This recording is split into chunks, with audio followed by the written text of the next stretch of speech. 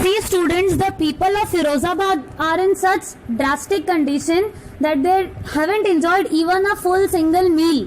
Even the lady says that मैंने आज तक अपनी entire life में कभी पेट भर के एक वक्त का भोजन भी नहीं खाया है.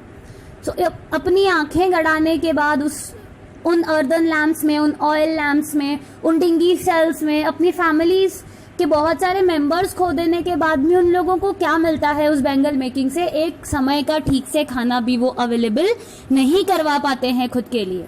हर husband an old man with a flowing beard says I know nothing except bangles. वो ओल्ड लेडी जो बोल रही हैं कि एक शेर भर खाना भी नहीं खाया, उनके हस्बैंड जो बड़ी बड़ी दाढ़ियों वाले एक बहुत ही ओल्ड से मैन है, वो कहते हैं मैंने अपनी पूरी जीवन में चूड़ियों के अलावा और कुछ भी नहीं देखा है. सिर्फ यही किया है अपना परिवार चलाने के लिए और एक लिविंग अर्न करने के लिए. जो भी थोड़ा बहुत मिलता है, थोड़ी बहुत कमाई करके अपने परिवार को चलाने के लिए सिर्फ जीवन भर मैंने यही किया है. बट स्टिल बेटा, फिरोजाबाद के बाकी सारे लोगों के कंपैरिजन में उन ओल्ड मैन ने एक बहुत बड़ा अचीवमेंट अचीव किया है, and that is having a roof over his head.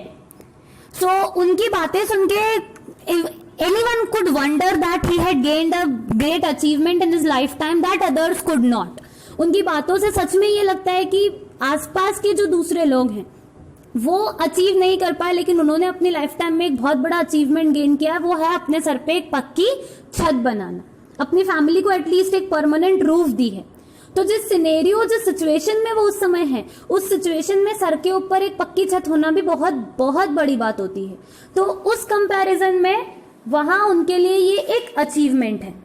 अब अगर हम बात करें कि वो लोग इस चीज से बाहर क्यों नहीं निकल सकते, so the first and the foremost thing is they do not have money. उनके पास पैसा नहीं है. बस एक ही रटन है जो पूरे हर घर में चलता है, हमारे पास पैसे नहीं है.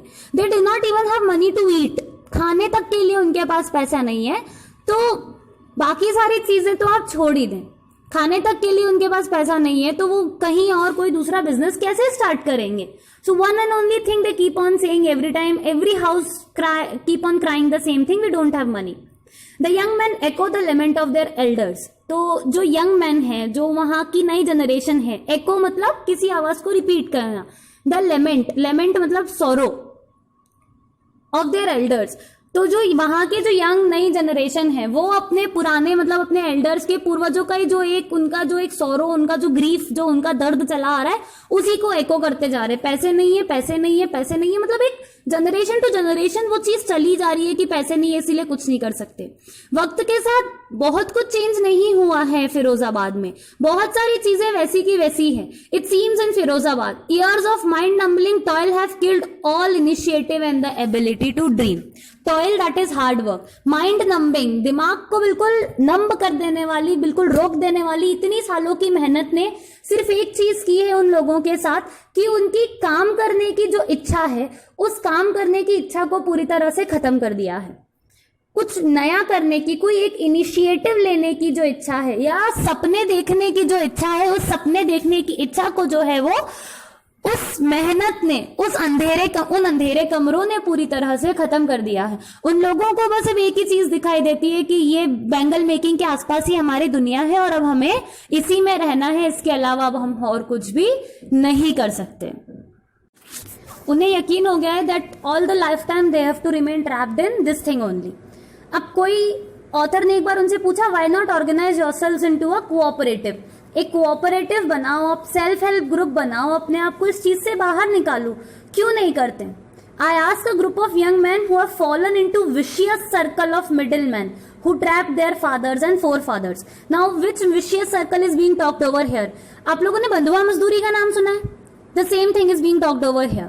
अब ये लोग इतने एजुकेटेड, इतने क्या बिल्कुल एजुकेटेड नहीं रहते.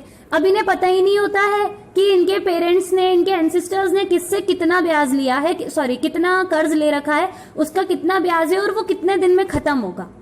तो इन लोगों को एक सर्कल में, एक विशियस, एक क्रूअल से सर्कल में ट्रैप कर लिया गया है. तो ऑथर ने एक यंग मैन के कुछ यंग लड़कों का ग्रुप था, उनसे पूछा. अब वो बेचारे खुद मिडिल मैन अगर मैं शुद्ध हिंदी में कहूं तो दलाल. अब वो बेचारे खुद दलालों के एक ऐसे चक्कर में फंस चुके हैं कि उन लोगों को बुरी तरह से बेवकूफ बना के जकड़ लिया गया है कि अरे तुम्हारे एंसेस्टर्स ने इतना कर्जा लिया था, उसका इतना ब्याज अभी चल रहा है, और उनको उसी चीज में बांध कर रखे हैं। जैसे बंधुआ मजदूरी होती है, बॉन्डेड लेबर होता है, उनका कर्ज तो हो सकता है कि उनका कर्ज कई साल पहले चुका उनके ग्रैंड पेरेंट्स या एंसेस्टर्स खुद ही चुका चुके हों, लेकिन नहीं, उनको बांध के रखना है, उन लोगों को फंसा के रखना है, और इसी चक्कर में वो जो विशियस साइकिल है वो चलती रहती है, और वो अपने आप को फंसा हुआ मान के कुछ नहीं करते।